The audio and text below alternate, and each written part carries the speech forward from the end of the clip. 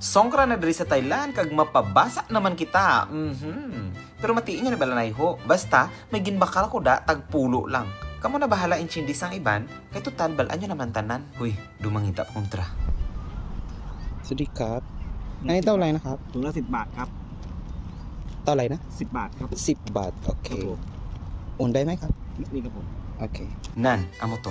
Bubod sa isda. Pero dumalipatan ng intro. Wait lang. Sadikap to kon. Hello everyone. Jibjad here. Back at it again with another vlog of the day.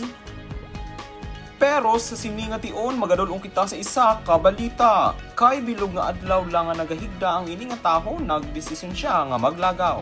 Oo, wala tayo brahon kundi maglagaw nga maglagaw. Suspect, isa ka taho ang nagalanat lang ang mata samtang nagapamugod sang tilapia bangod kuntani iya ini paksyuhon. Kay tungod wala ka pangawat sang isda ang ini nga taho, naglakat na lang siya nga daw naghuy-huy ang pako. Ang ini nga balita ginadulong sa inyo sang Tiroy Vulcanizing Shop. Gumamo, bolkiton ko. Sana all. Sa ini nga bahin, akon pasalamatan ang mga taho nga nagpaugat kutob sa ini nga video. Sa pag-ambit sa inyo oras kag pagpamati sang wala pulos nga balita.